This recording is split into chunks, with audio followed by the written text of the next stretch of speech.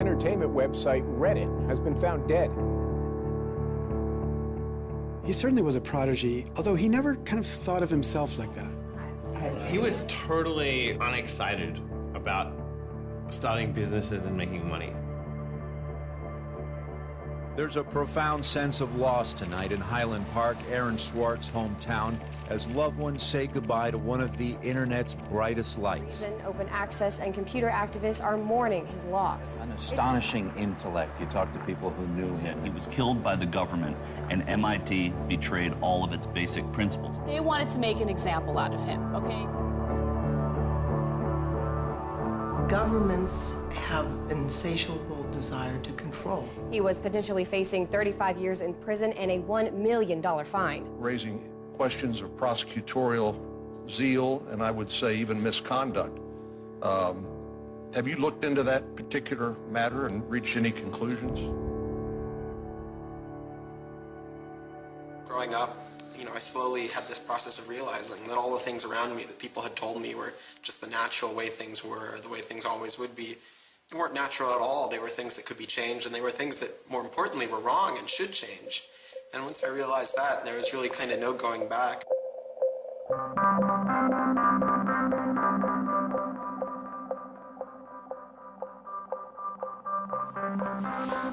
Welcome to Story Reading Time. The name of the book is Paddington at the Fair. Well, he was born in Highland Park and grew up here. Aaron came from a family of 3 brothers, all extraordinarily bright. So we were all, not the best behaved children, and, 3 boys running around all the time, causing trouble. Hey, no.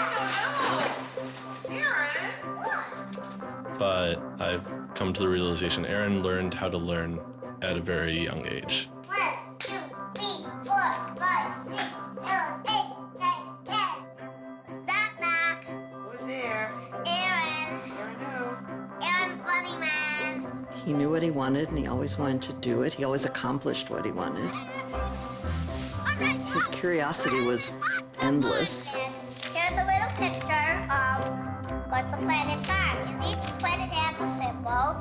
Mercury symbol, Venus symbol, Earth symbol, Mars symbol, Jupiter symbol. One day he said to Susan, "What's this free family entertainment in downtown Highland Park?" Free family entertainment downtown Highland Park. He was 3 at the time, and she said, "What are you talking about?" And he said, "Look, it says here on the refrigerator, free family entertainment in downtown Highland Park." And so she was floored and astonished that he could read. It's called My Family Seder. The Seder night is different from all other nights. I remember once we were at the University of Chicago Library. I pulled a book off the shelf that was from like 1900 and showed him and said, "This is really just an extraordinary place." We all were curious children, but Aaron really liked learning and really liked teaching. And today we're going to learn the ABCs backwards. C-Y-X-W-E-U-T. I remember he came home from his first algebra class, and he was like, "Noah, let me teach you algebra." And I'm like, "What is algebra?" And he was always like that. Now you press the click button. There, now it's got that. Now it's in pink. When he was about 2 or 3 years old, and Bob introduced him to computers, and he just took off like crazy on them. Go fast and 102 ABC. We all had computers, but Aaron really took to them, really took to the internet. Looking at the computer? Mommy, why is nothing working? He started programming from a really young age. I remember the first program that I wrote with him was in BASIC, and it was a Star Wars trivia game. He sat down with me in the basement where the computer was for hours programming this game. The problem that I kept having with him is there was nothing that I wanted done. And to him, there was always something to do, always something that programming could solve.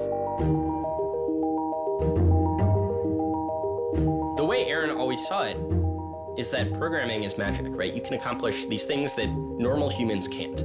Aaron made an ATM using like a Macintosh and like a cardboard box. One year for Halloween, I didn't know what I wanted to be, and he thought it'd be really, really cool if I dressed up like his new favorite computer, which at the time was the original iMac. I mean, he hated dressing up for Halloween, but he loved convincing other people to dress up as things that he wanted to see.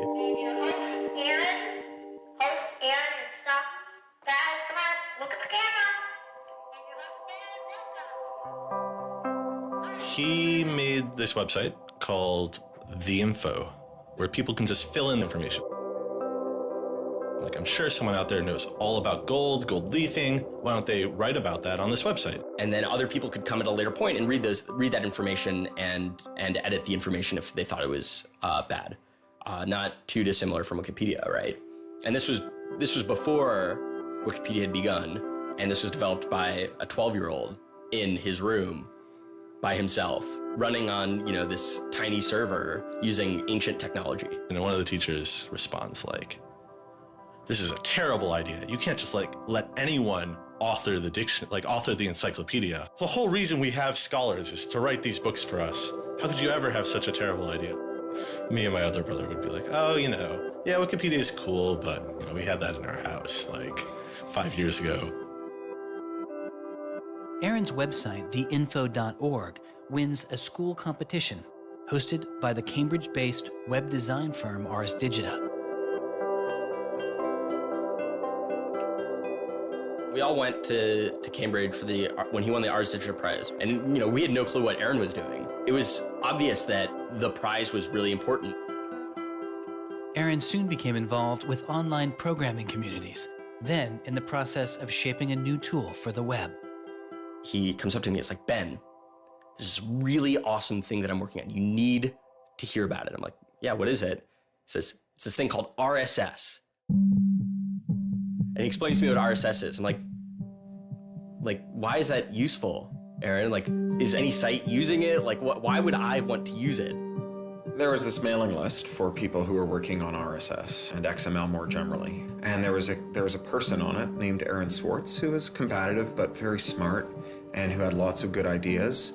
And he didn't ever come to the face-to-face meetings. And they said, when are you going to come out to one of these face-to-face meetings? And he said, I don't think my mom would let me. I'm 14, I just turned 14. And so their first reaction was, well, this colleague we've been working with all year was 13 years old while we were working with him, and he's only 14 now. And their second reaction was, Christ, we really want to meet him. That's extraordinary. He was part of the committee that drafted RSS. What he was doing was to help build the plumbing for modern hypertext. And the piece that he was working on, RSS, was a tool that you can use to get summaries of things that are going on in other web pages. Most commonly, you would use this for a blog. You might have 10 or 20 people's blogs you want to read. You use their RSS feeds, these summaries of what's going on those other pages, to create a unified list of all the stuff that's going on. Aaron was really young, but he understood the technology and he saw that it was imperfect and looked for ways to help make it better.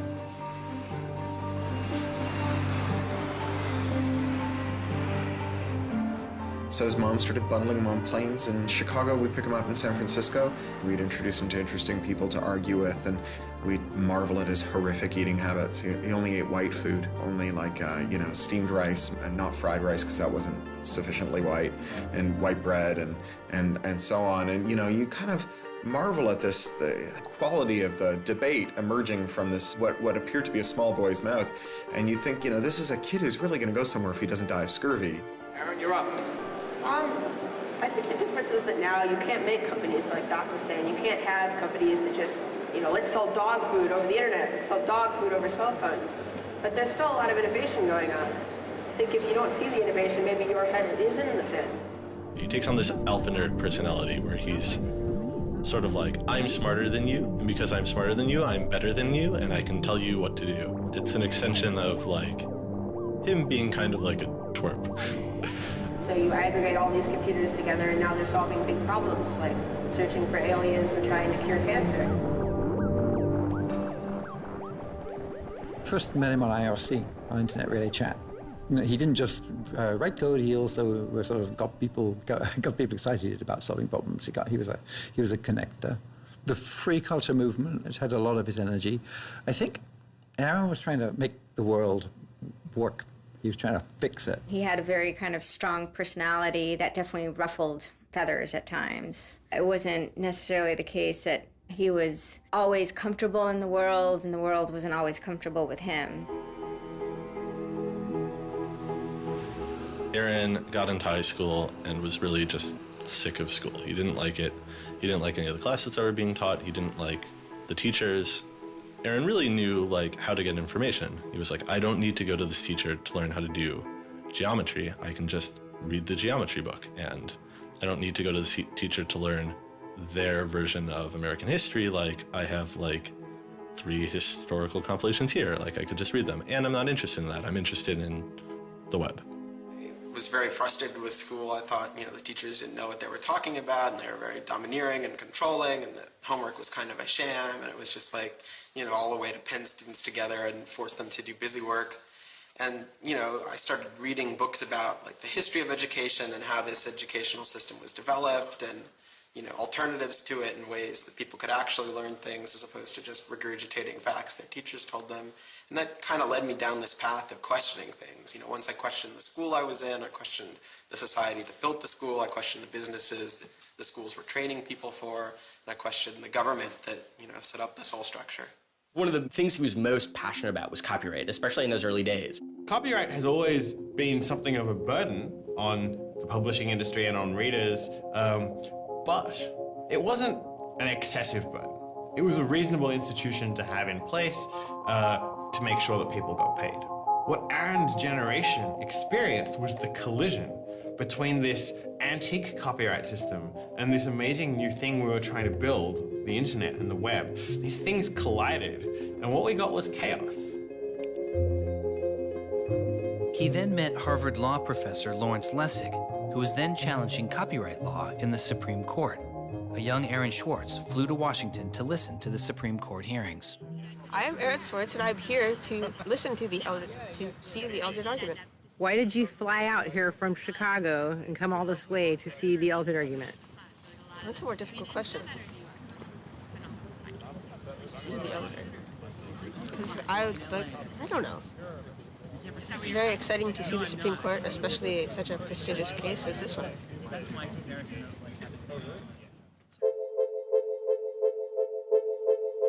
Lessig was also moving forward with a new way to define copyright on the internet. It was called Creative Commons. So the simple idea of Creative Commons is to give people, creators, a simple way to mark their creativity with the freedoms they intended to carry. So if copyright is all about all rights reserved, then this is a kind of some rights reserved model. It's I want a simple way to say to you, here's what you can do with my work, even if there are other things which you need to get my permission before you could do. And Aaron's role was the computer part. How do you architect the licenses so they would be simple and understandable and expressed in a way that machines could process it? And people are like, why do you have this, 15-year-old kid writing the specifications for the Creative Commons? Don't you think that's a huge mistake? And Larry's like, the biggest mistake we would have is not listening to this kid. He barely is not even tall enough to get over the podium, and it wasn't these movable podiums, so it was this embarrassing thing where once he put his screen up, nobody could see his face. When you come to our website here, and you go to Choose License, it gives you this list of options, it explains what it means, and you fill out 3 simple questions. Do you want to require attribution? Do you want to allow commercial uses of your work? Do you want to allow modifications of your work? I was floored, just completely flabbergasted that these adults regarded him as an adult. And Aaron stood up there in front of a whole audience full of people and just started talking about the platform that he'd created for Creative Commons. And they were all listening to him. I was sitting at the back thinking, he's just a kid. Why are they listening to him? But they did. Well, I don't think I comprehended it fully. Though critics have said it does little to ensure artists get paid for their work, the success of Creative Commons has been enormous. Currently on the website Flickr alone, over 200 million people use some form of Creative Commons license. He contributed through his technical abilities, and yet it was not simply a technical matter to him. Aaron often wrote candidly in his personal blog. I think deeply about things, and I want others to do likewise. I work for ideas and learn from people. I don't like excluding people. I'm a perfectionist, but I won't let that get in the way of publication. Except for education and entertainment, I'm not going to waste my time on things that won't have an impact. I try to be friends with everyone, but I hate it when you don't take me seriously. I don't hold grudges. It's not productive, but I learn from my experience. I want to make the world a better place.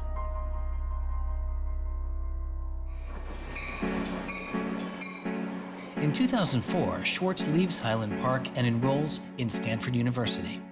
He had had ulcerative colitis, which was very troubling, and we were concerned about him taking his medication. He got hospitalized, and he would take this cocktail of pills every day.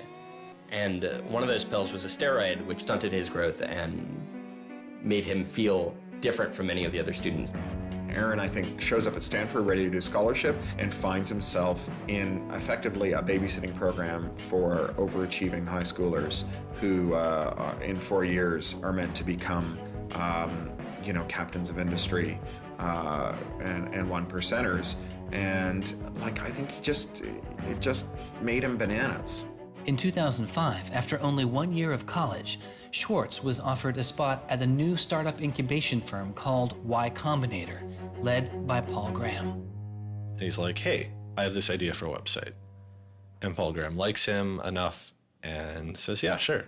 So Aaron drops out of school, moves to this apartment. So this used to be Aaron's apartment when he moved here. I have vague memories of my father telling me how difficult it was to get a lease because Aaron had no credit and he dropped out of college. Aaron lived in what's now the living room, and some of the posters are left over from when Aaron lived here.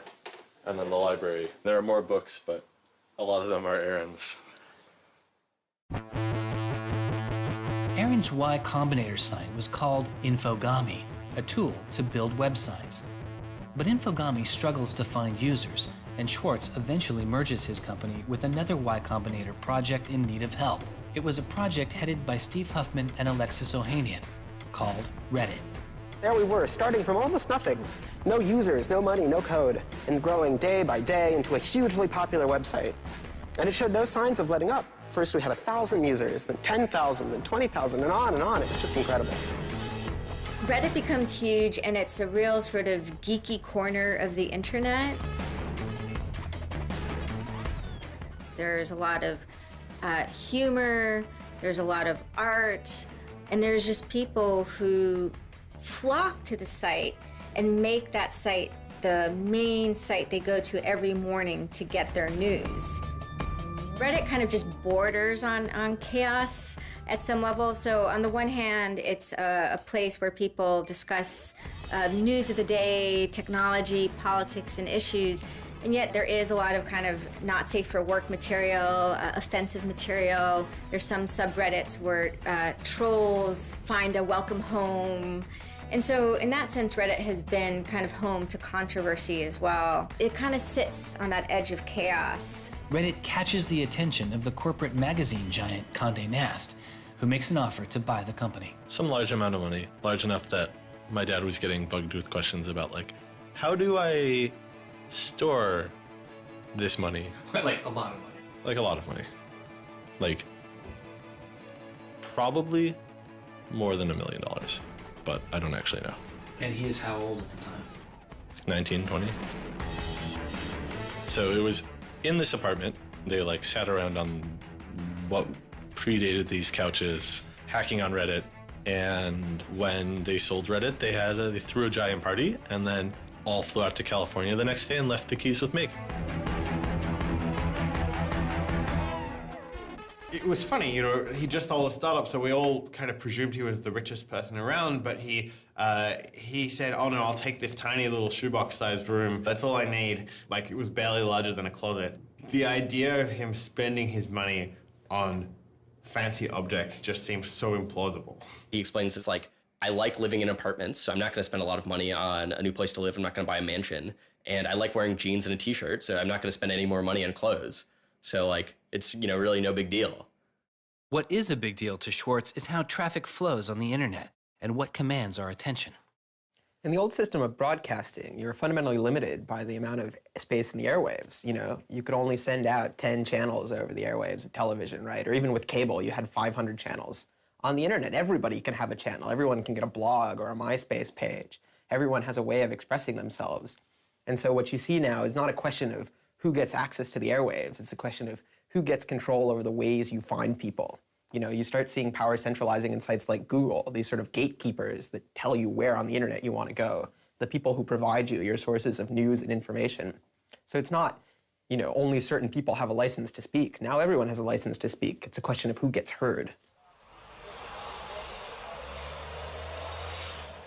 After he started working in San Francisco at Condé Nast, he comes into the office and they want to give him a computer with all this crap installed on it and say that he can't install any new things on his computer, which to a developer is outrageous, right? From the first day, he was complaining about all this stuff. Gray walls, gray desks, gray noise. The first day I showed up here, I simply couldn't take it. By lunchtime, I had literally locked myself in a bathroom stall and started crying. I can't imagine staying sane with someone buzzing in my ear all day, let alone getting any actual work done. Nobody else seems to get work done here either. Everybody's always coming into our room to hang out and chat or invite us to play the new video game system that Wired is testing. He really had different aspirations that were politically oriented. And Silicon Valley just doesn't really quite have that culture that orients technical activity for the purposes of political goals. Aaron hated working for a corporation. They all hate working for Condé Nast, but Aaron is like the only one who's not going to take it. And Aaron basically gets himself fired by not showing up to work ever. It was said to be a messy breakup. Both Alexis Ohanian and Steve Huffman declined to be interviewed for this film. He rejected the business world. One of the really important things to remember about that choice when Aaron decided to kind of leave startup culture is that he was also leaving behind the things that had made him, you know, famous and well-loved, and, you know, he was at risk of letting down fans. He got to where he was supposed to be going and had the self-awareness and the orneriness to realize that he had climbed the mountain of shit to pluck the single rose and discovered that he'd lost his sense of smell. And rather than sit there and insist that it wasn't as bad as it seemed, and he did get the rose in any event, he climbed back down again, which is pretty cool. The way Aaron always saw it is that programming is magic, right? You can accomplish these things that normal humans can't by being able to program. So if you had magical powers, would you use them for good or to make you mountains of cash? Swartz was inspired by one of the visionaries he had met as a child, the man who had invented the World Wide Web, Tim Berners-Lee. In the 1990s, Berners-Lee was arguably sitting on one of the most lucrative inventions of the 20th century. But instead of profiting from the invention of the World Wide Web, he gave it away for free. It is the only reason the World Wide Web exists today. Aaron is certainly deeply influenced by Tim. Tim is certainly a very prominent early internet genius who doesn't in any sense cash out. He's not at all interested in how he's going to figure out how to make $1 billion. People would have seen, there's money to be made there. So there would have been lots of little webs instead of one big one. And one little web and lots of little webs doesn't work because you can't follow links from one to the other. You know, you had to have the critical mass for this thing was the entire planet. So it's not going to work unless the whole planet can get on board.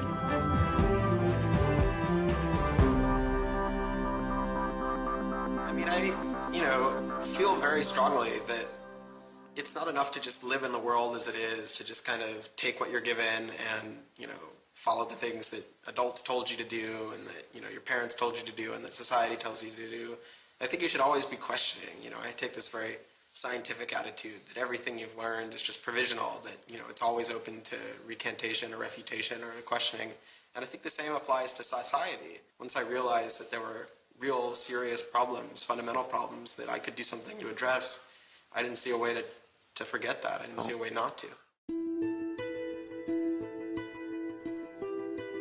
We just started spending a lot of time just kind of as friends. We would just talk for hours into the night. I definitely should have understood that he was flirting with me.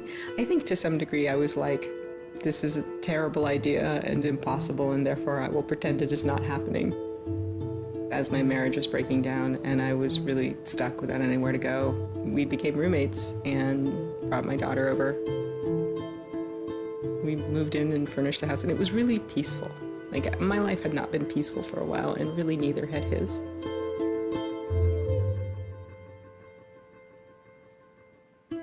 We were extremely close from the beginning of our romantic relationship. We were in constant contact, but we're both really difficult people to deal with. In a very Alan McBeal discussion, he confessed he had a theme song, and I made him play it for me. It was Extraordinary Machine by Fiona Apple. I think it was just that sense of kind of being a little bit embattled that the song has. And it also had like this hopefulness to it. By foot it's a slow climb, but I'm good at being uncomfortable, so I can't stop changing all the time. Because in many ways, Aaron was tremendously optimistic about life. Even when he didn't feel it, he could be tremendously optimistic about life. Extraordinary machine. What are you doing? Flickr has video now. Swartz threw his energy into a string of new projects involving access to public information, including an accountability website called watchdog.net and a project called the Open Library.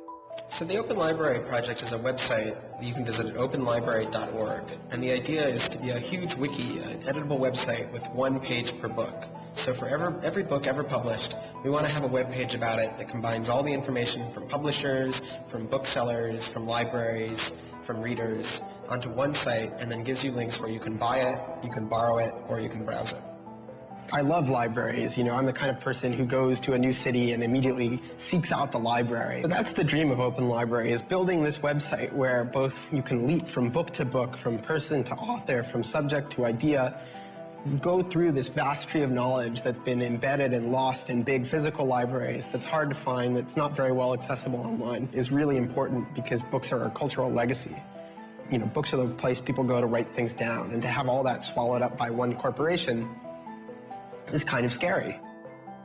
How can you bring public access to the public domain?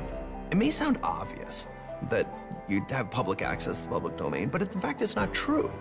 So the public domain should be free to all, but it's often locked up. There's often, guard cages. It's like having a national park, but with a moat around it and gun turrets pointed out in case somebody might want to actually come and enjoy the public domain. One of the things Aaron was particularly interested in was bringing public access to the public domain. This is one of the things that got him into so much trouble. I had been trying to get access to federal court records in the United States. What I discovered was a puzzling system called PACER, which stands for Public Access to Court Electronic Records. I started Googling, and that's when I ran across Carl Malamud. Access to legal materials in the United States is a $10 billion per year business. PACER is just this incredible abomination of government service. It's 10 cents a page. It's this most brain-dead code you've ever seen. You can't search it. You can't bookmark anything. You got to have a credit card. And these are public records. It's U.S. district courts are very important. It's where a lot of our seminal litigation starts, civil rights cases, patent cases, all sorts of stuff. And journalists and students and citizens and lawyers all need access to PACER, and it fights them every step of the way. People without means can't see the law as readily as people that have that gold American Express card. It's a poll tax on access to justice. The law is the operating system of our democracy, and you have to pay to see it. That's not much of a democracy. They make about $120 million a year on the PACER system, and it doesn't cost anything near that, according to their own records. In fact, it's illegal. The E-Government Act of 2002 states that the courts may charge only to the extent necessary in order to reimburse the costs of running PACER.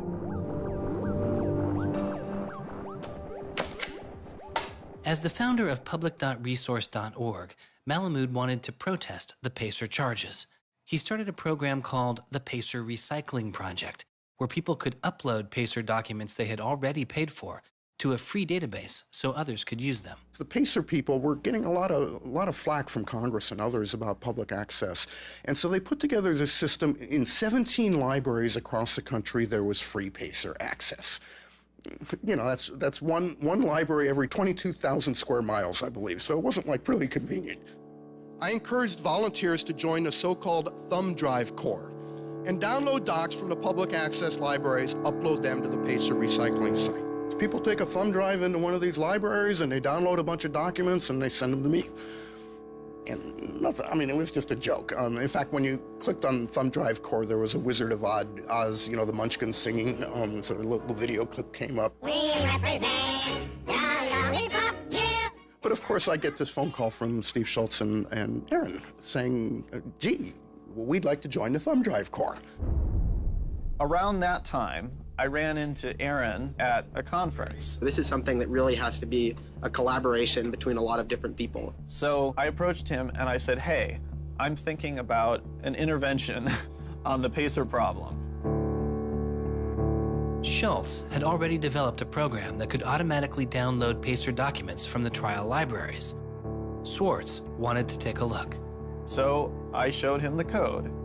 And I didn't know what would come next, but as it turns out, over the course of the next few hours at that conference, he was off sitting in a corner, improving my code, recruiting a friend of his that lived near one of these libraries to go into the library and to begin to test his improved code, at which point the folks at the courts realized something's not going quite according to plan.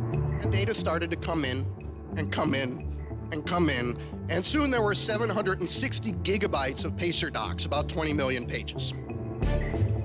Using information retrieved from the trial libraries, Swartz was conducting massive, automated parallel downloading of the PACER system. He was able to acquire nearly 2.7 million federal court documents, almost 20 million pages of text. Now, I'll grant you that 20 million pages had perhaps exceeded the expectations of the people running the Pilot Access Project, but surprising a bureaucrat isn't illegal. Aaron and Carl decided to go talk to the New York Times about what happened. They also caught the attention of the FBI, who began to stake out Schwartz's parents' house in Illinois. But I get a tweet from his mother saying, call me. It's like, oh my God, what the hell's going on here? And so I finally got a hold of Aaron, and Aaron's mother was like, oh my God, FBI, FBI, FBI. An FBI agent drives down our home's driveway trying to see if Aaron is in his room. And I remember being home that day and wondering why this car was driving down our driveway and just driving back out. I was like, that's weird. 5 years later, I read this FBI file and I'm like, oh my goodness. That was the FBI agent in my driveway. He was terrified. He was totally terrified. He was way more terrified after the FBI actually called him up on the phone and tried to sucker him into coming down to a coffee shop without a lawyer. He said he went home and laid down on the bed and was shaking. The downloading also uncovered massive privacy violations in the court documents. Ultimately, the courts were forced to change their policies as a result. And the FBI closed their investigation without bringing charges. To this day, I find it remarkable that anybody, even at the most remote podunk field office of the FBI, thought that a fitting use for taxpayer dollars was investigating people for criminal theft on the grounds that they had made the law public. How can you call yourself a lawman and think that there can possibly be anything wrong in this whole world with making the law public?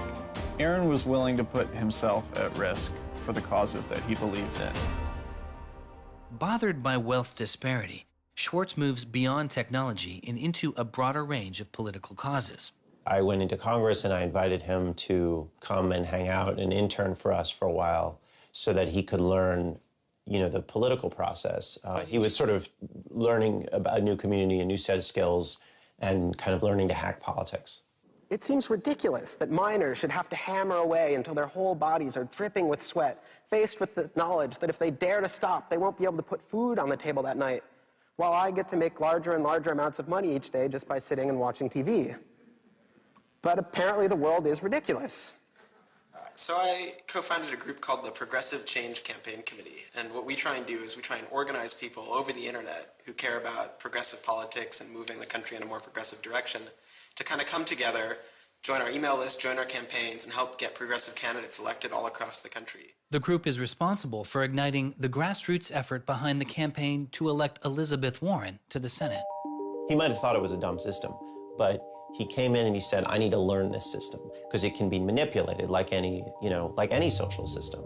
But his passion for knowledge in libraries didn't take a back seat. Aaron began to take a closer look at institutions that publish academic journal articles. By virtue of being students at a major U.S. university, I assume that you have access to a wide variety of scholarly journals. Pretty much every major university in the United States pays these sort of licensing fees to organizations like JSTOR and Thomson and ISI to get access to scholarly journals that the rest of the world can't read. These scholarly journals and articles are essentially the entire wealth of human knowledge online, and many have been paid for with taxpayer money or with government grants. But to read them, you often have to pay again, handing over steep fees to publishers like Reed Elsevier. These licensing fees are so substantial that people who are studying in India instead of studying in the United States don't have this kind of access. They're locked out from all of these journals. They're locked out from our entire scientific legacy. I mean, a lot of these journal articles, they go back to the Enlightenment. Every time someone has written down a scientific paper, it's been scanned and digitized and put in these collections. That is a legacy that has been brought to us by the history of people doing interesting work, the history of scientists. It's a legacy that should belong to us as a commons, as a people, but instead it's been locked up and put online by a handful of for-profit corporations who then try and get the maximum profit they can out of it. So a researcher paid by the university or the people publishes a paper, and in the very, very last step of that process, after all the work is done, after all the original research is done, the thinking, the lab work, the analysis, after everything is done at that last stage, then the researcher has to hand over his or her copyright to this multi-billion-dollar company. And it's sick. It's an entire economy built on volunteer labor. And then the publishers sit at the very top and scrape off the cream. Talk about a scam. One publisher in Britain made a profit of $3 billion last year. I mean, what a racket. JSTOR is just a very, very small player in that story, but for some reason, JSTOR is the player that Aaron decided to confront. He'd gone to some conference around open access and open publishing, and I don't know who the person from JSTOR was, but I think at some point Aaron asked the question, like, how much would it cost to open up JSTOR in perpetuity? And they gave some, I think it was $200 million, something that Aaron thought was totally ridiculous. Working on a fellowship at Harvard, he knew users on MIT's famously open and fast network Nextdoor had authorized access to the riches of JSTOR. Swartz saw an opportunity. You have a key to those gates. And with a little bit of shell script magic, you can get those journal articles. On September 24th, 2010, Swartz registered a newly purchased Acer laptop on the MIT network under the name Gary Host. The client name was registered as Ghost Laptop. He doesn't hack JSTOR in the traditional sense of hacking. The JSTOR database was organized, so it was completely trivial to figure out how you could download all the articles in JSTOR because it was basically numbered. It was basically, / number article 444,024, then 25, then 26. He wrote a Python script called keepgrabbing.py, which was like keep grabbing one article after another. The next day, Ghost Laptop begins grabbing articles, but soon the computer's IP address is blocked. For Swartz, it's barely a bump in the road. He quickly reassigns his computer's IP address and keeps downloading. Well, JSTOR and MIT take a number of steps to try to interfere with this when they notice that this is happening.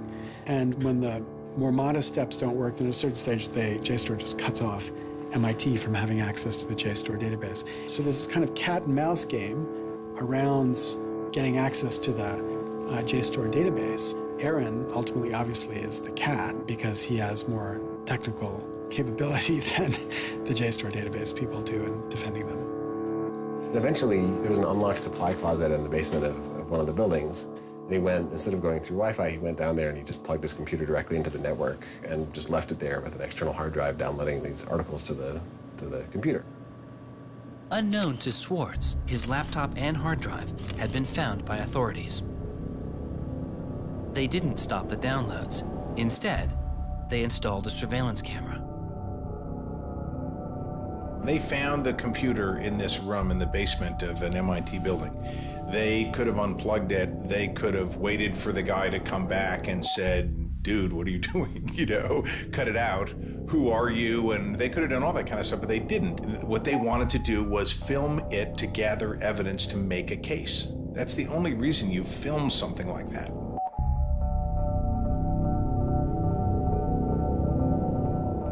At first, the only person caught on the glitchy surveillance camera was using the closet as a place to store bottles and cans.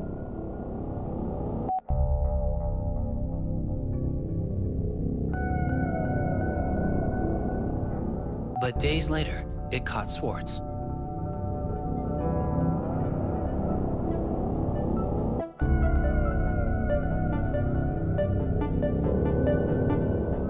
Swartz is replacing a hard drive. He takes it out of his backpack, leans out of frame for about 5 minutes, and then leaves.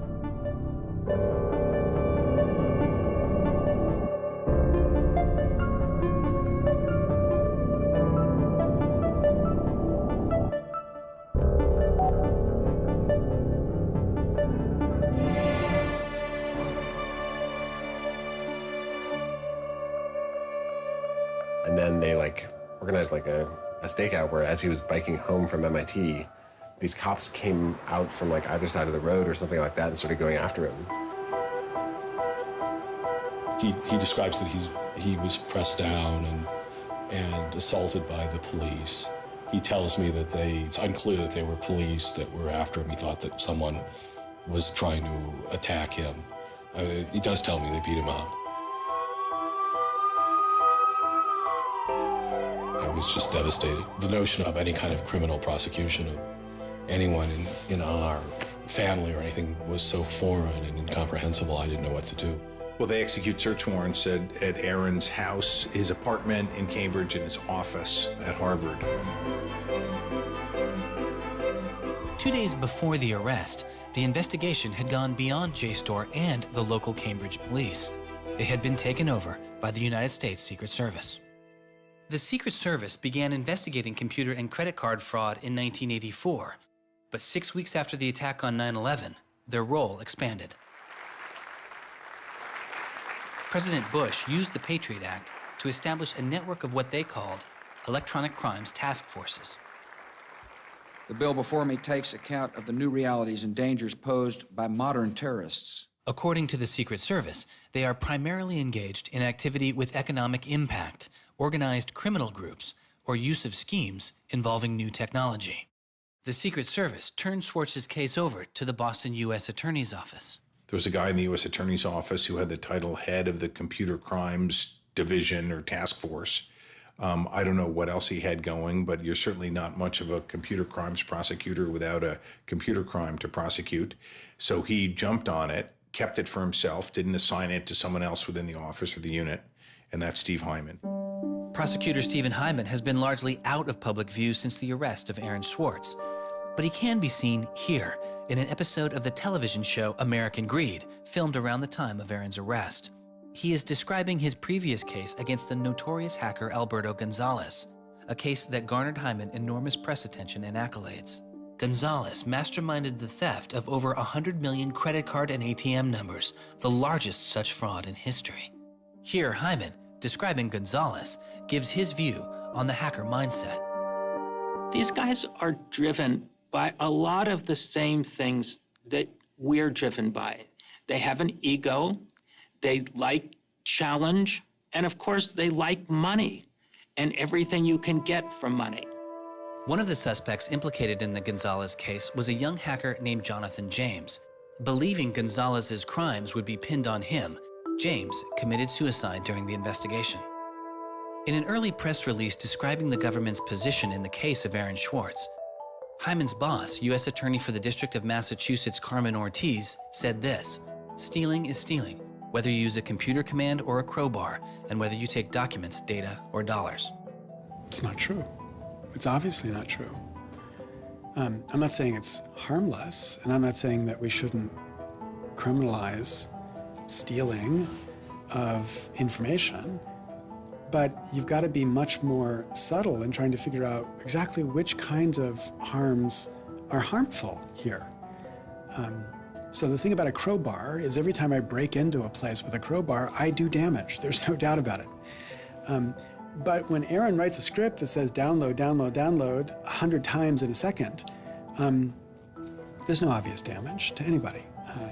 If he does that for the purpose of gathering an archive to do academic research on it, there is never any damage to anybody. He wasn't stealing, he wasn't selling what he got or giving it away. He was making a point, as far as I could tell. The arrest took its toll on Swartz. He just wouldn't talk about it. And he's like very stressed. If you thought like the FBI was like going to come to your doorstep any day, anytime you went down the hall, even to do your laundry, and they would break into your apartment because you left the door unlocked, like, I'd be pretty stressed. And it was clear. And so Aaron was always sort of like in like a dour mood.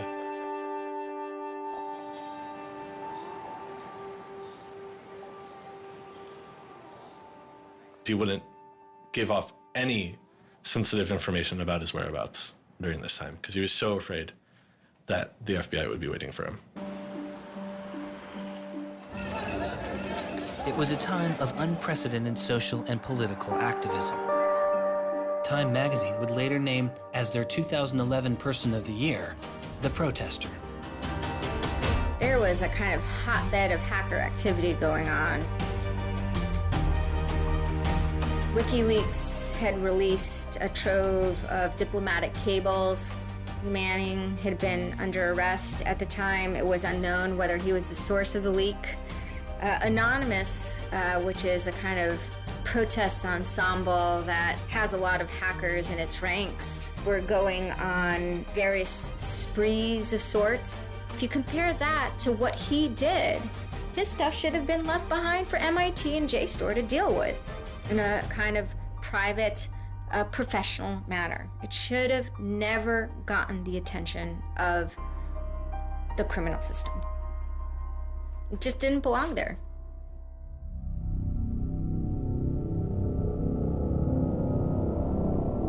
Before he was indicted, Swartz was offered a plea deal that involved 3 months in prison, time in a halfway house, and a year of home detention, all without the use of a computer.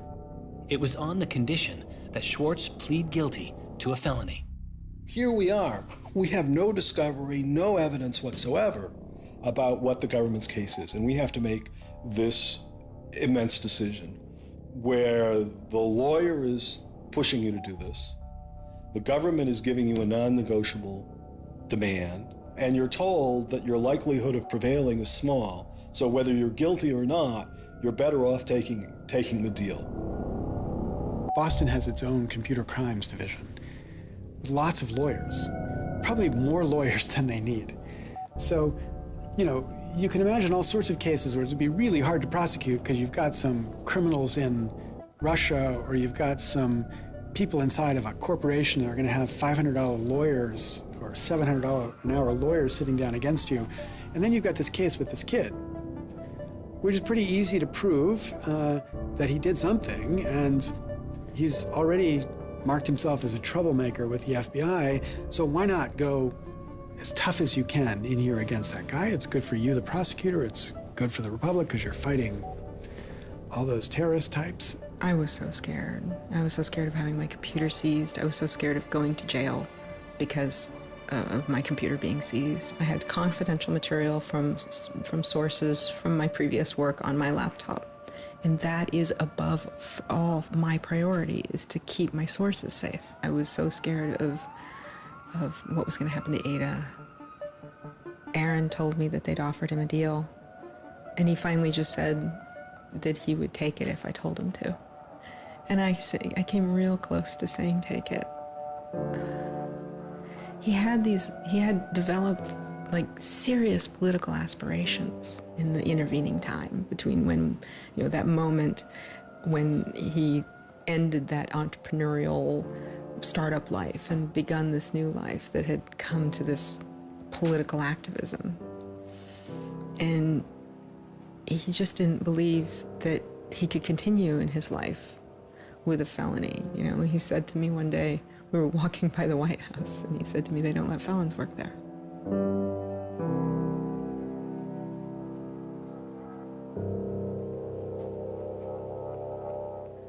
And he really wanted that to be his life. He hadn't killed anybody. He hadn't hurt anybody. He hadn't stolen money. He hadn't done anything that seemed felony worthy, right? And there is this idea that there's no reason that he should be labeled a felon and taken away his right to vote in many states for doing what he did. That's just outrageous. It makes sense for him to be, maybe fined a bunch of money or, asked not to come back to MIT again. But to be a felon, to face jail time. Swartz turned down the plea deal. Hyman redoubled his efforts. Hyman continued to press us at all levels. Even with the physical evidence seized from Aaron's Acer computer, hard drive, and USB drive, the prosecutors needed evidence of his motives. Why was Aaron Swartz downloading articles from JSTOR, and just what did he plan to do with them?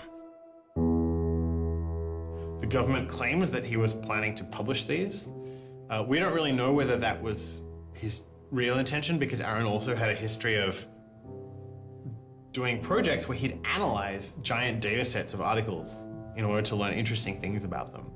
The best evidence for that was that when he was at Stanford, he also downloaded the whole Westlaw legal database. In a project with Stanford law students, Swartz had downloaded the Westlaw legal database. He uncovered troubling connections between funders of legal research and favorable results. He did this amazing analysis of for-profit companies giving money to law professors who wrote law review articles which were then beneficial to Exxon during an oil spill, right? So it was a very corrupt system of funding, vanity research. Swartz had never released the Westlaw documents. In theory, he could have been doing the same thing about the JSTOR database. That would have been completely okay. If he were, on the other hand, intending to create a competitive service to JSTOR, we're going to set up our own, access to the Harvard Law Review and charge, money for it, then, okay, now it seems like criminal violation because you're commercially trying to exploit this material, but it's kind of crazy to imagine that's what he was doing. So, but then there's the middle case. Well, what if he was just trying to liberate it for all of the developing world? But depending on what he was doing, it creates a very different character to how the law should be thinking about it. The government was prosecuting him as if this was like a commercial criminal violation, like stealing a whole bunch of credit card records. It was that kind of crime. I don't know what he was going to do with that database, but I heard from a friend of his that Aaron had told him he was going to analyze the data for evidence of corporate funding of climate change research that led to biased results. And I totally believe that. I was just told that Steve wanted to talk to me. And I thought, maybe this is a way I could get out of this. just exit the situation. And I didn't want to live in fear of having my computer seized. I didn't want to live in fear of having to go to jail on a contempt of court charge if they tried to compel me to decrypt my computer. When they came to me and said, Steve wants to talk to you, that seemed reasonable. They offered Norton what is known as a Queen for a Day letter, or a proffer. It allowed prosecutors to ask questions about Aaron's case. Norton would be given immunity from prosecution herself for any information she revealed during the meeting. I didn't like it. I told my lawyers repeatedly that this seemed fishy. I didn't like this. I didn't want immunity. I didn't need immunity. I hadn't done anything. But they were really, really stringent that they did not want me meeting the prosecutor without immunity. But just to be clear, this is a Queen for a Day deal, a proffer. Right, a proffer letter. In which you basically handed information over to them in exchange for protection from prosecution. So it wasn't handing information over. It was, at least that's not how I saw it. It was just having a discussion, having an interview with them. Well, they're asking you questions. They're asking me questions. They can ask about whatever they want. Right. And whatever they learn, I really, right, and I repeatedly tried to go in naked. I repeatedly tried to turn down the proffer letter. I was ill. I was being pressured by my lawyers. I was confused. I was not doing well by this point. I was depressed and I was scared and I didn't understand the situation I was in. I had no idea why I was in this situation. I hadn't done anything interesting, much less wrong. We went out of our minds. Aaron was clearly very distraught about it. We were very distraught about it. Aaron's attorneys were very distraught about it. We tried to get Quinn to change attorneys. I was very unused to being in a room with large men, well-armed, that are continually telling me I'm lying and that I must have done something. I told them that this thing that they were prosecuting wasn't a crime. I told them that they were on the wrong side of history. I used that phrase. I said, you're on the wrong side of history. And they looked bored. They didn't even look angry. They just looked bored. And it began to occur to me that we weren't having the same conversation. I mean, I told them plenty of things about, why people would download journal articles, and eventually, I don't remember what was around it. I mentioned that he'd done this blog post, the Guerrilla Open Access Manifesto. This is the Guerrilla Open Access Manifesto, supposedly written in July 2008 in Italy. Information is power. But like all power, there are those who want to keep it for themselves. The world's entire scientific and cultural heritage, published over centuries in books and journals, is increasingly being digitized and locked up by a handful of private corporations. Meanwhile, those who have been locked out are not standing idly by. You've been sneaking through holes and climbing over fences, liberating the information locked up by the publishers and sharing them with your friends. But all this action goes on in the dark, hidden underground. It's called stealing or piracy, as if sharing a wealth of knowledge were the moral equivalent of plundering a ship and murdering its crew. But sharing isn't immoral, it's a moral imperative. Only those blinded by greed would refuse to let a friend make a copy.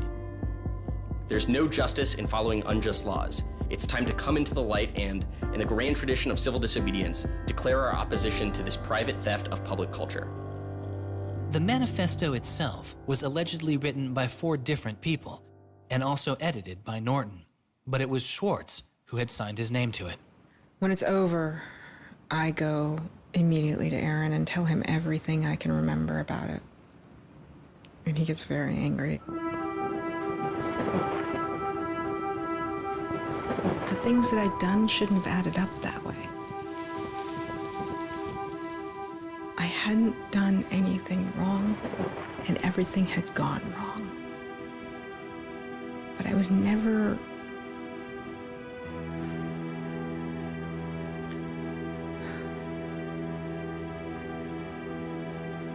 I'm still angry.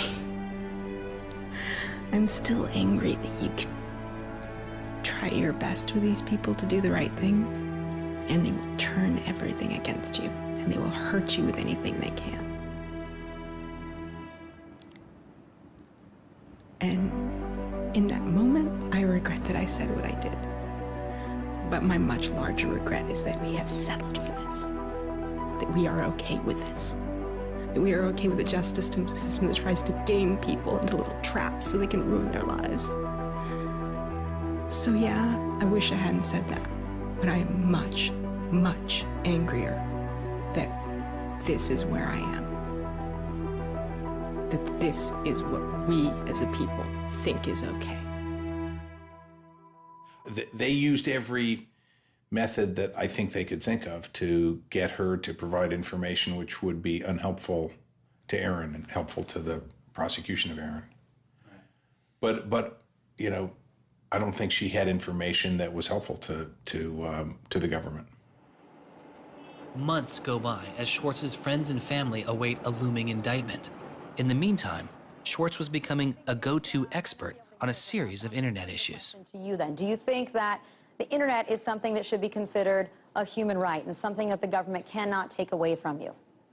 Yes, definitely. I mean, this notion that national security is an excuse to shut down the internet, that's exactly what we heard in Egypt and Syria and all these other countries. And so, yeah, it's true. Sites like WikiLeaks are going to be putting up some embarrassing material about what the U.S. government does, and people are going to be organizing to protest about it and try and change their government.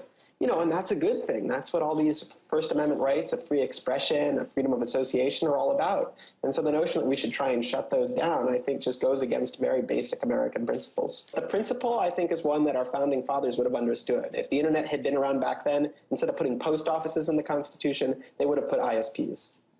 Well, it's definitely interesting to see how... Swartz meets activist Terence Steinbrickner Kaufman, and the two begin to date. We need a massive global public outcry. If there's no massive global public outcry, it won't create any change. You know, 4 people in this city should cause a massive global public outcry. You know, we need a petition signer. Without telling her specifics, he warned her he was involved in something he called simply the bad thing. And I had sort of crazy theories, like that he was having an affair with Elizabeth Warren or something. I speculated both Hillary Clinton and Elizabeth Warren, actually, but... So sometime in probably late July, Aaron called me, and I happened to pick up, and he said, you know, the bad thing might be in the news tomorrow. Do you want me to tell you, or do you want to read about it in the news? And I said, well, I want you to tell me. And he said, well, I've been arrested for downloading too many academic journal articles, and they want to make an example out of me. And I was like, that's it? That's the big fuss? Really? Like, it just doesn't sound like a very big deal. On July 14th, 2011, federal prosecutors indict Swartz on 4 felony counts. He gets indicted on the same day that, like, 2 people in England who are part of LulzSec get arrested, and, like, a few other real hackers. And Aaron is just, like, someone who kind of looks like a hacker, enough that they can, like, you know, put his head on a stake and, like, put it on the gates. Aaron went to surrender, and they arrested him. They then strip searched him, took away his shoelaces, took away his belt, and left him in solitary confinement.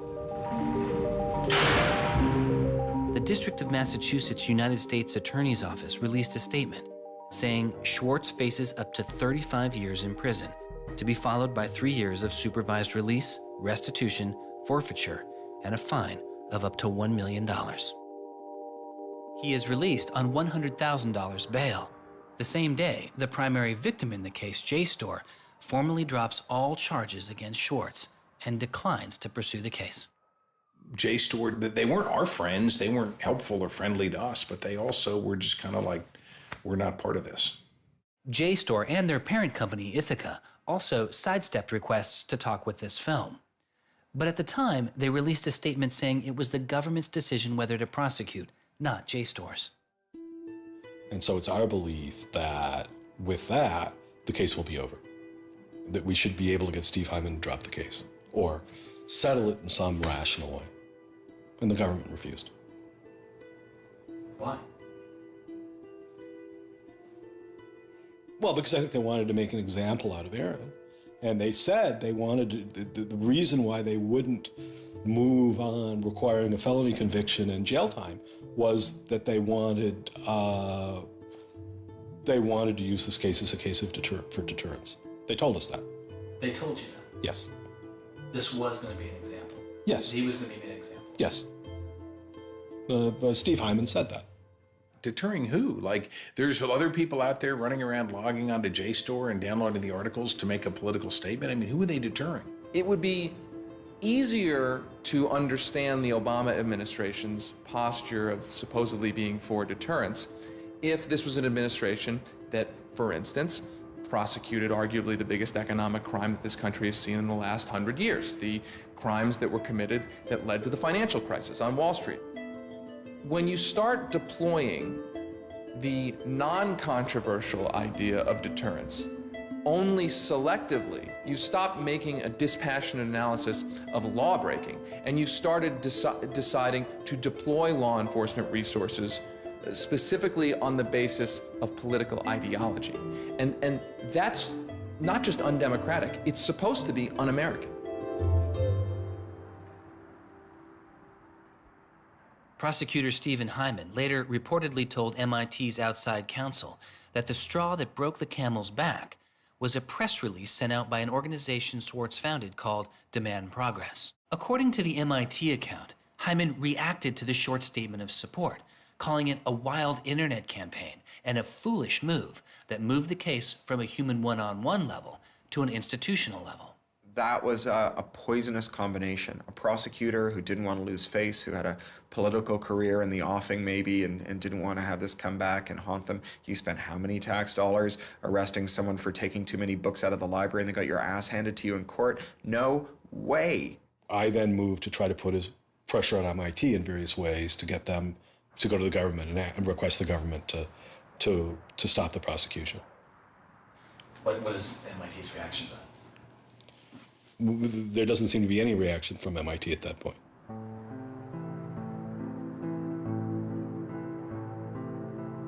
MIT doesn't defend Aaron, which to people inside of the MIT community seems outrageous because MIT is a place that encourages hacking in the biggest sense of the word. At MIT, the idea of going and running around on roofs and tunnels that you weren't allowed to be in was not only a rite of passage, it was part of the MIT tour. And lockpicking was a winter course at MIT. They had the moral authority to stop it in its tracks. MIT never stood up and took a position of saying to the feds, don't do this. We don't want you to do this. You're overreacting. This is too strong, that I'm aware of. They acted kind of like any corporation would. They helped the government. They didn't help us unless they felt they had to, and they never tried to stop it. MIT declined repeated requests to comment, but they later released a report saying they attempted to maintain a position of neutrality and believed Hyman and the U.S. Attorney's Office did not care what MIT thought or said about the case. MIT's behavior seemed really at odds with the MIT ethos, right? You could argue that MIT turned a blind eye and that was okay for them to do. But taking that stance, taking that neutral stance in and of itself was taking a pro-prosecutor stance. If you look at Steve Jobs and Steve Wozniak, they started by selling a blue box, which was a thing designed to defraud the phone company. If you look at Bill Gates and Paul Allen, they initially started their business by using computer time at Harvard, which was pretty clearly against the rules. The difference between Aaron and the people I just mentioned is that Aaron wanted to make the world a better place. He didn't just want to make money. Swartz continues to be outspoken on a variety of internet issues. You know, the reason the internet works is because of the competitive marketplace of ideas. And what we need to be focusing on is getting more information about our government, more accessibility, more discussion, more debate. But instead, it seems like what Congress is focused on is shutting things down. Aaron thought he could change the world just by explaining the world very clearly to people. Flame can literally control your computer and make it spy on you. Welcome, Aaron. Good to have you back on the show here. You know, just like spies used to in olden days put microphones and tap what people were saying, now they're using computers to do the same things. Schwartz's political activity continues, his attention turning to a bill moving through Congress designed to curb online piracy. It was called SOPA. Activists like Peter Eckersley saw it as an enormous overreach, threatening the technical integrity of the internet itself. And one of the first things I did was to call Aaron. I said, can we do a big online campaign against this? This isn't a bill about copyright. It's not? No, he said. It's a bill about the freedom to connect. Now I was listening. And he thought about it for a while and then said yes. And he went and founded Demand Progress. Demand Progress is an online activism organization. We've got around 1.5 million members now, but started in the fall of 2010. Aaron was one of the most prominent people in a community of people who helped lead organizing around social justice issues at the federal level in this country. SOPA was the bill that was intended to curtail online piracy of music and movies, but what it did was basically take a sledgehammer to a problem that needed a scalpel. If passed, the law would allow a company to cut off finances to entire websites without due process, or even to force Google to exclude their links. All they needed was a single claim of copyright infringement. It pitted the titans of traditional media against a new and now far more sophisticated remix culture. It makes everyone who runs a website into a policeman. And if they don't do their job of making sure nobody on their site uses it for anything that's even potentially illegal, the entire site can get shut down without even so much as a trial. This was over the top. I mean, this was a catastrophe. This bill poses a serious threat to speech and civil liberties for all who use the internet. There were only a handful of us who said, look, we're not for piracy either, but it makes no sense to destroy the architecture of the internet, the domain name system, and so much that makes it free and open in the name of fighting piracy. And Aaron got that right away. The freedoms guaranteed in our Constitution, the freedoms our country had been built on, would be suddenly deleted. New technology, instead of bringing us greater freedom, would have snuffed out fundamental rights we'd always taken for granted. And I realized that day, talking to Peter, that I couldn't let that happen. When SOPA was introduced in October 2011, it was considered inevitable. Our strategy when it first came out was to hopefully slow the bill down, maybe weaken it a little bit, but even we didn't think that we would be able to stop this bill. Having worked in Washington, what you learn is that typically in Washington, the legislative fights are fights between different sets of corporate moneyed interests. They're all duking it out to pass legislation. And the fights that are the closest are when you have one set of corporate interests against another set of corporate interests, and they're financially equally matched in terms of campaign contributions and lobbying. Those are the closest ones. The ones that aren't even fights, typically, are ones where all the money is on one side, all the corporations are on one side, and it's just millions of people on the other side. Haven't seen anything like PIPA and SOPA in all my time in public service. There were more than 40 United States senators on that bill as co-sponsors. So there were already a long, long way to getting the 60 votes to have it clear all the procedural hoops. Even I began to doubt myself. It was a rough period.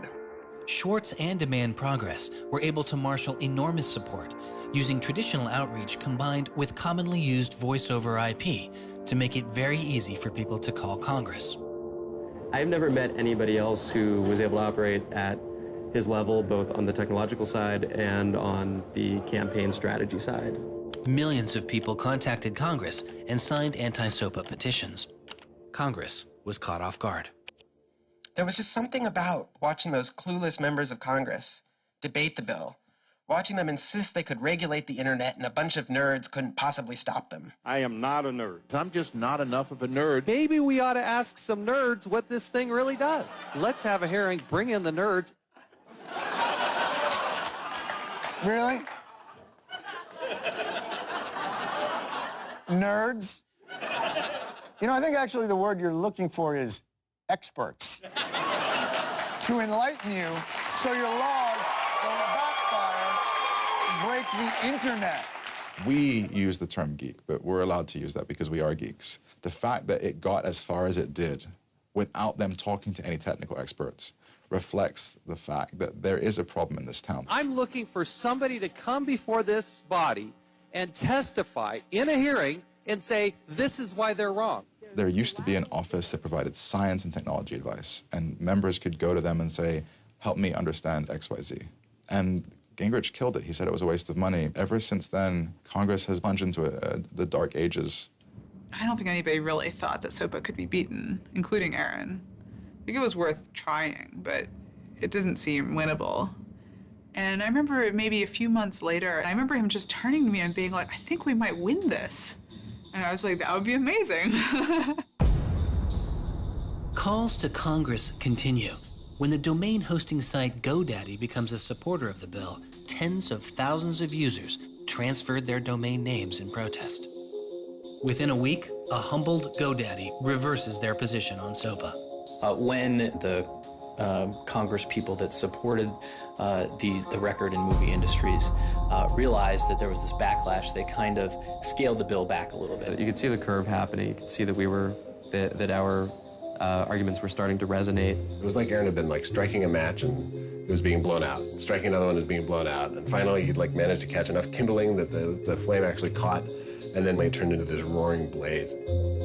On January 16th, 2012, the White House issued a statement saying they didn't support the bill. And then this happened. I'm a big believer that we should be dealing with issues of piracy and we should deal with them in a serious way, but this bill is not the right bill. When Jimmy Wales put his support towards blacking out Wikipedia, the #5 most popular website in the world. This is a website that's on several percent of all of the clicks on anywhere on the internet. Wikipedia went black, Reddit went black, Craigslist went black, phone lines on Capitol Hill flat out melted. Members of Congress started rushing to issue statements retracting their support for the bill that they were promoting just a couple days ago. Within 24 hours, the number of opponents of SOPA in Congress went from this to this. To see congressmen and senators slowly flip sides throughout the day of the blackout was pretty unbelievable. There was like a 100 representative swing. And that was when, as hard as it was for me to believe, after all this, we had won. The thing that everyone said was impossible, that some of the biggest companies in the world had written off as kind of a pipe dream, had happened. We did it. We won. This is a historic week in internet politics, maybe American politics. The thing that we heard from people in Washington, D.C., from staffers on Capitol Hill was they received more emails and more phone calls on SOPA blackout day than they'd ever received about anything.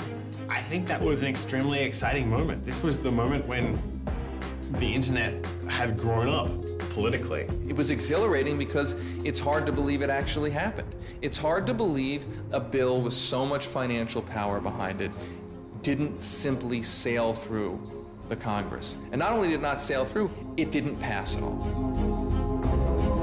It's easy sometimes to feel like you're powerless, like when you come out in the streets and you march and you yell and nobody hears you. But I'm here to tell you today, you are powerful. So yeah, maybe sometimes you feel like you're not being listened to, but I'm here to tell you that you are. You are being listened to. You are making a difference. You can stop this bill if you don't stop fighting. Stop PIPA! Stop SOPA! Some of the biggest internet companies, to put it frankly, would benefit from a world in which their little competitors could get censored. We can't let that happen. For him, it was more important to be sure that you made a small change than to play a small part in a big change. But SOPA was like playing a major part in a major change. And so for him, it was kind of this proof of concept, like, okay, what I want to do with my life is change the world. I think about it in this really scientific way of like, I'm measuring my impact. And this shows that it's possible, right? That the thing that I want to do with my life is possible. I have proved that I can do it, that I, Aaron Swartz, can change the world. For a guy who never really thought he had done much, which was Aaron, it was one of the few moments where you could really see that he felt like he had done something good.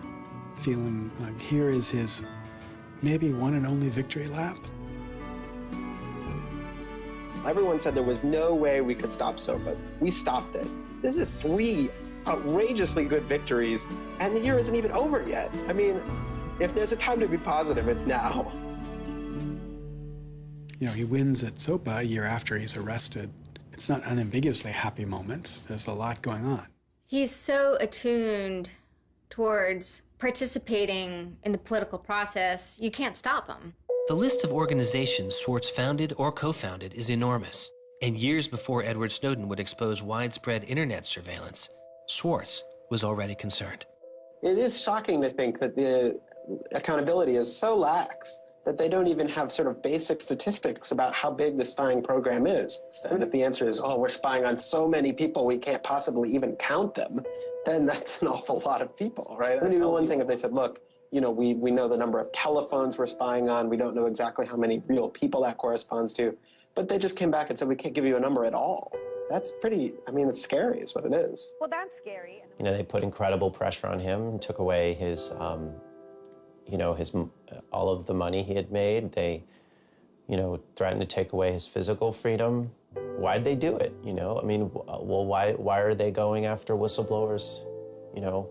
Why are they going after people who tell the truth about all sorts of things? I mean, from the banks to the, you know, to war, to just sort of government transparency. So secrecy serves those who are already in power. And we are living in an era of secrecy that coincides with an era where the government is doing also a lot of things that are probably illegal and unconstitutional.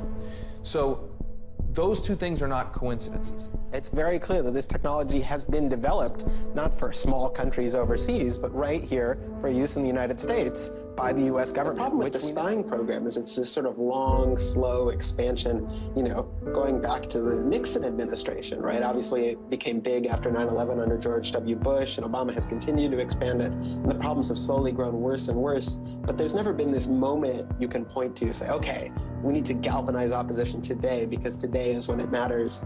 Instead, it's mattered for. The prosecution, in my estimation, of Aaron Swartz was about sending a particular laser-like message to a group of people that the Obama administration sees as politically threatening. And that is essentially the hacker, the information, and the democracy activist community. And the message that the Obama administration wanted to send to that particular community was, in my estimation, we know you have the ability to make trouble for the establishment. And so we are going to try to make an example out of Aaron Swartz to scare as many of you as possible into not making that trouble. And the government said, oh, the legal opinions we're using to legalize the spying program are also classified. So we can't even tell you which laws we're using to spy on you. You know, every time they can say, oh, this is another instance of cyber war, the cyber criminals are attacking us again, we're all in danger, we're all under threat. They use those as excuses to push through more and more dangerous laws. And so just to follow that up, like personally, how do you feel the fight is going, I guess? It's up to you. I know, but we gotta like, you know. You know, there's sort of these two polarizing perspectives, right? Everything is great. The internet has created all this freedom and liberty and everything's going to be fantastic. Or everything is terrible. The internet has created all these tools for cracking down and spying and, you know, controlling what we say. And I think both are true, right? The internet has done both. And both are kind of amazing and astonishing. And which one will win out in the long run is up to us. It doesn't make sense to say, oh, one is doing better than the other. You know, they're both true. And it's up to us which ones we emphasize and which ones we take advantage of, because they're both there and they're both always going to be there.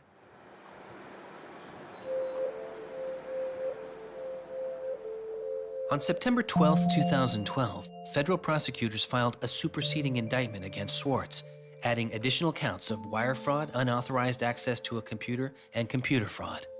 Now, instead of 4 felony counts, Swartz was facing 13. The prosecution's leverage had dramatically increased, as did Swartz's potential jail time and fines.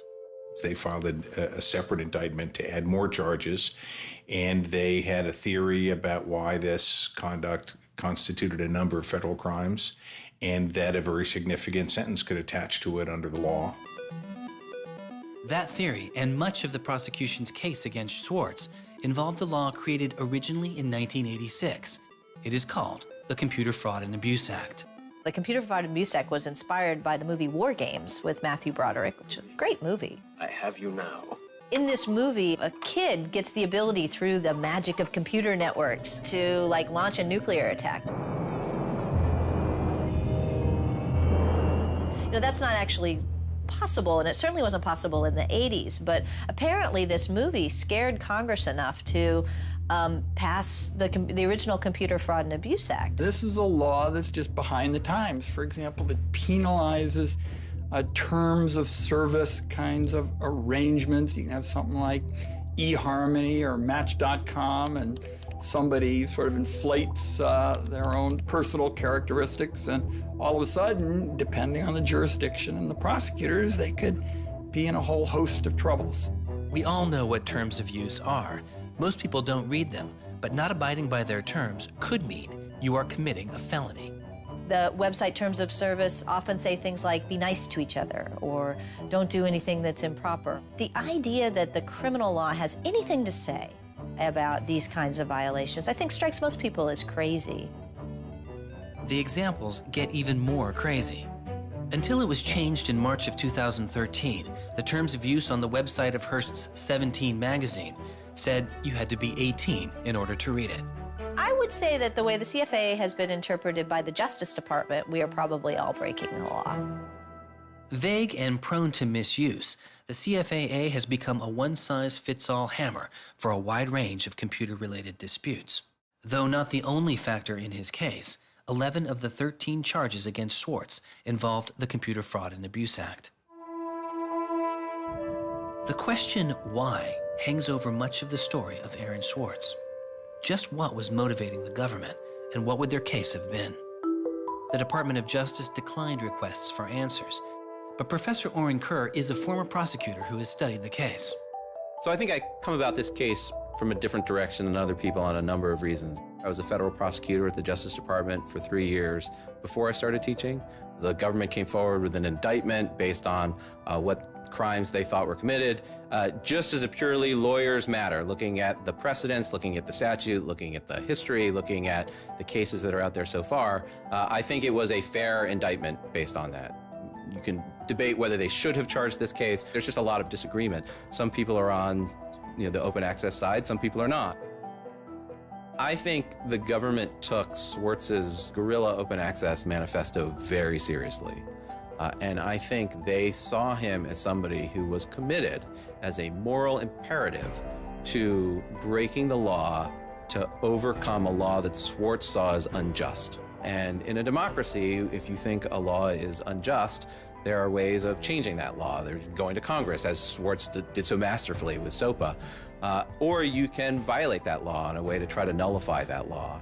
And I think what was driving the prosecution was the sense that Swartz was committed not just to breaking the law, but to really making sure that law was nullified, that everyone would have access to the database in a way that you couldn't put the toothpaste back into the tube. It would be done, and Swartz's side would win. There's a big disagreement in society as to whether that is an unjust law, and ultimately that's a decision for the American people to make, working through Congress. And then the second problem is, I think, we're still trying to figure out what's the line between less serious offenses and more serious offenses. We're now entering this different environment of computers and computer misuse, and we don't yet have a really strong sense of exactly what these lines are. So we're just working that out. This is a poor use of prosecutorial discretion. The hammer that the Justice Department has to scare people with it just gets bigger and bigger and bigger. And so most people just, you can't roll the dice with your life like that. Should we tap somebody's phone? Should we film them? Should we turn somebody and get them to testify against these other people? That's how federal agents and prosecutors think. They build cases, they make cases. Swartz was caught in the gears of a brutal criminal justice system that could not turn back. A machine that has made America the country with the highest rate of incarceration in the world. We have in this country allowed ourselves to be captured by the politics of fear and anger. And anything we're afraid of, like the future of the internet and access, and anything we're angry about instinctively creates a criminal justice intervention. And we've used jail, prison, and punishment to resolve a whole host of problems that historically were never seen as criminal justice problems. The impulse to threaten, indict, prosecute, which is part of what has created this debate and controversy over online access and information on the internet, is very consistent with what we've seen in other areas. The one difference is that the people who are usually targeted and victimized by these kinds of criminal and carceral responses are typically poor and minority. Swartz's isolation from friends and family increased. He had basically stopped working on anything else, and the case was, in fact, like taking over sort of his whole life. One of Aaron's lawyers apparently told the prosecutors that he was emotionally vulnerable and that was something that they really needed to keep in mind so that they knew that. It was weighing on him very heavily. He did not like having his actions and his movements restricted in any way. And the threat of jail, which they pounded him with a lot, was terrifying to him. Completely exhausted his financial resources, and it cost us a lot of money also, and he raised a substantial amount of money. So it was, it was in the millions of dollars. The legal defense? Yes. Was in millions? Yes. Yeah, I think he didn't want to be a burden to people. I think that was a factor. Like, I have my normal life, and then I have this shitty thing I have to deal with. And I try to keep the two of them as separate as possible. But they were just beginning to blur together, and everything was becoming shitty. Swartz faced a tough choice that was only getting tougher. Do you admit guilt and move on with your life, or do you fight a broken system? With his legal case, the answer was simple. He rejects the final plea deal, and a trial date is set. Aaron was resolute that he didn't want to knuckle under and accept something that he didn't believe was fair, but I also think he was scared.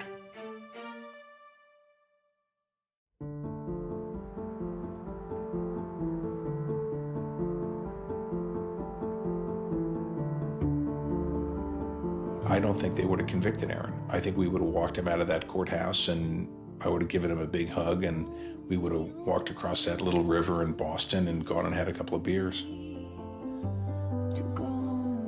I really thought that we were right. I thought that we were going to win the case. I thought that we could win the case. He didn't talk about it very much, but you could see the enormous pain that he was going through.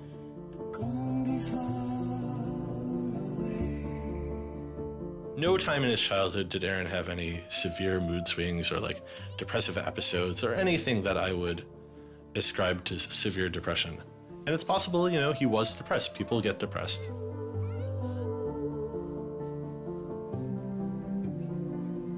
Very early in our relationship, 3 or 4 weeks in or something, I remember him saying to me that I was a lot stronger than he was. He was brittle in a lot of ways. Things were a lot harder for him than for a lot of people. It was part of his brilliance, too. I think he probably had something like clinical depression in his early 20s. I don't think he did when I was with him. He wasn't a joyful person, but that's different from being depressed. He was just under such enormous pressure for 2 years straight. He just didn't want to do it anymore. He was just I just think it was too much.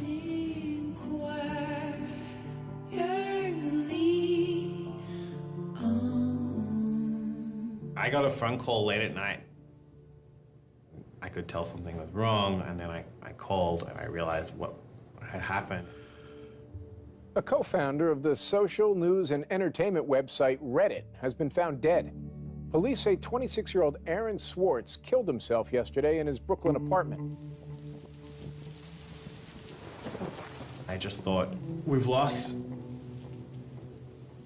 one of the most creative minds of our generation. It was like the whole world fell apart in that moment.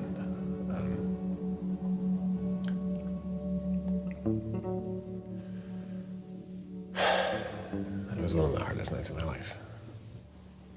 As I kept screaming, I can't hear you. What did you say? I can't hear you. I can't. That's it.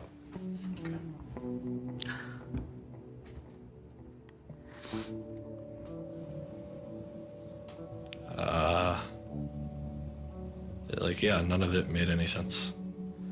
And really still doesn't. I was so frustrated, angry.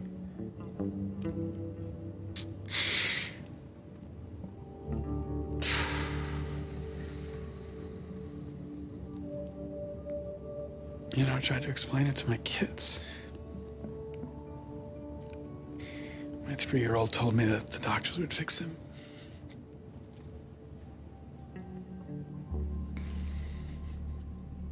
I've known lots of people who've died, but I've never lost anybody like this.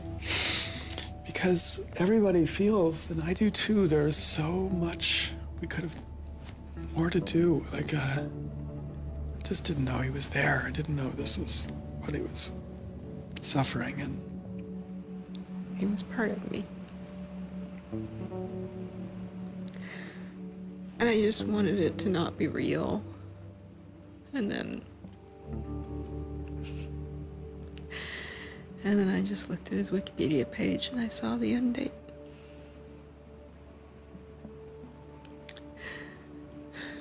To 2013.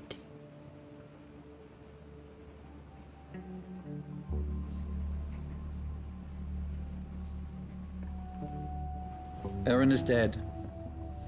Wanderers in this crazy world, we have lost a mentor, a wise elder. Hackers for right, we're one down. We've lost one of our own. Nurturers, carers, listeners, feeders, parents, all, we have lost a child. Let us all weep.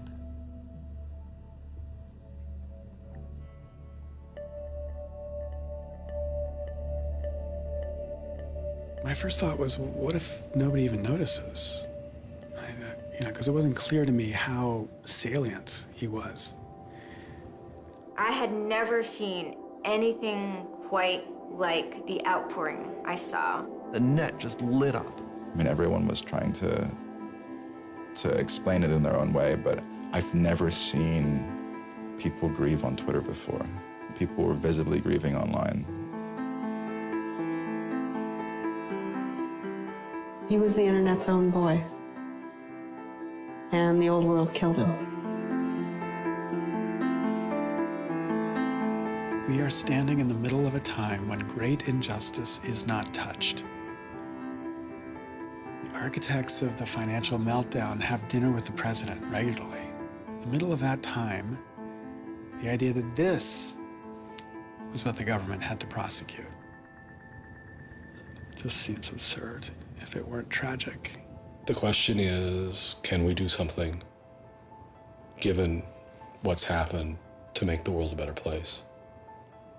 And how can we further that legacy? That's the only question one can ask. All over the world, there were starting to be hackathons and gatherings. Aaron Swartz has, in some sense, brought the best out of us in trying to say, how do we fix this? He was, in my humble opinion, one of the true extraordinary revolutionaries that this country has produced. I don't know whether Aaron was defeated or victorious, but we are certainly shaped by the hand of the things that he wrestled with. When we turn armed agents of the law on citizens trying to increase access to knowledge, we've broken the rule of law, we've desecrated the temple of justice. Aaron Swartz was not a criminal. Change does not roll in on the wheels of inevitability, it comes through continuous struggle. Aaron really could do magic. And I'm dedicated to making sure that his magic doesn't end with his death. He believed that he could change the world, and he was right. Out of the last week and out of today, phoenixes are already rising. Since Swartz's death, Representative Zoe Lofgren and Senator Ron Wyden have introduced legislation that would reform the Computer Fraud and Abuse Act, the outdated law that formed the majority of the charges against Swartz. It's called Aaron's Law. Aaron believed that, you literally ought to be asking yourself all of the time, what is the most important thing I could be working on in the world right now? And if you're not working on that, why aren't you? We are the people too. Internet freedom is under attack. What do we do? Stand up like that. Internet freedom is under attack. What do we do? Hey, hey, go home. Our Northeast has got to go. Hey, hey. I wish we could change the past, but we cannot. but we can change the future, and we must. We must do so for Aaron. We must do so for ourselves. We must do so to make our world a better place, a more humane place, a place where justice works and access to knowledge becomes a human right. So there was a kid back in February from Baltimore, 14 years old, who had access to JSTOR. And he'd been spelunking through JSTOR after reading something. And he figured out a way to do early tests for pancreatic cancer. And pancreatic cancer kills the shit out of you because we detect it way too late. By the time we detect it, it's already too late to do anything about it. He sent emails off to the entire oncology department at Johns Hopkins, you know, hundreds of them. And every 14-year-old kid, yeah. And most of them ignored it, right? But one of them sent him an email back and said, this is not an entirely stupid idea. Why don't you come on over? And this kid worked evenings and weekends with this researcher. And in February, I heard him on the news, just a couple of weeks after Aaron died, when Aaron was in the news a lot. Sorry. And he said the reason he was on the news is because they'd done it. They were shipping an early test for pancreatic cancer that was going to save lives. And he said, this is why what Aaron did was so important. Because you never know, right? This truth of the universe is not only something that policymakers use to figure out, you know, what the speed limit should be. It's where the thing that's going to keep, you know, your kid from dying of pancreatic cancer comes from. And without access, the person who might come up with the thing that's got your number on it may never find that answer. He slept so well, he didn't fall out of bed once, not even when he dreamed he was back on the spacecraft.